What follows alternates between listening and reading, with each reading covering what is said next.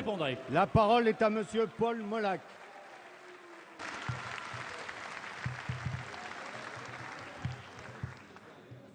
Si vous voulez bien vous asseoir pour que votre collègue puisse poser la question. La parole est à Monsieur Paul Molac. Monsieur le Président, mes chers collègues, ma question s'adresse à Monsieur le ministre de l'Agriculture.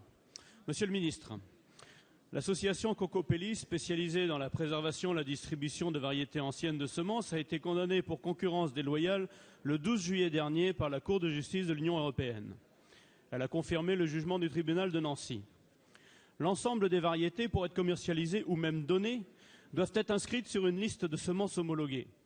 Le simple don de semences peut donc être considéré comme illégal et faire l'objet d'une procédure judiciaire. Si le souci d'augmenter les rendements a pu conduire à favoriser la commercialisation de certaines variétés très productives, ce temps-là est aujourd'hui en partie révolu. D'autres critères, comme la résistance naturelle aux maladies, les qualités biologiques et gustatives, ainsi que les effets sur la santé, sont de plus en plus pris en compte. Ces catalogues que les juges invoquent pour condamner l'association sont-ils au service des producteurs et des consommateurs pour les protéger, ou au service d'entreprises semencières qui se réservent ainsi le marché?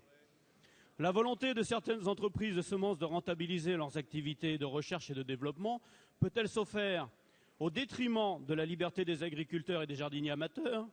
Peut-elle négliger la nécessité de préserver le patrimoine génétique que représentent les variétés anciennes, quand on sait que la FAO estime que déjà 75% de la diversité génétique présente dans l'agriculture a disparu au XXe siècle? Monsieur le ministre, envisagez-vous donc de proposer une modification de la législation pour que les semences anciennes et nouvelles appartenant au domaine public et librement reproductibles sortent du champ d'application de la législation actuelle sur le commerce des semences?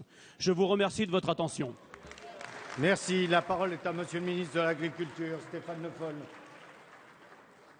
Monsieur le Président, Monsieur le député, vous avez, au travers de votre question, posé de manière plus large la question du triage des semences de ferme et de l'obtention des semences, dans un débat qui recouvre d'ailleurs un débat plus large sur le brevetage aussi. Je pense que notre système d'obtention est meilleur que celui du brevetage. C'est le premier point que je voudrais indiquer. Deuxièmement, il y a une loi qui a été adoptée en 2011 sur laquelle nous travaillons avec un décret qui sera donc l'application de cette loi, décret qui permettra d'ouvrir la possibilité laissée aux agriculteurs historiquement de pouvoir trier leurs propres semences.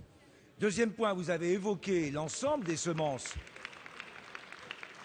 historiques qui constituent un patrimoine sur lequel nous devons nous appuyer. Et là aussi, nous travaillons à faire en sorte que sur l'ensemble du catalogue, nous élargissions ce catalogue pour intégrer les éléments que vous évoquez.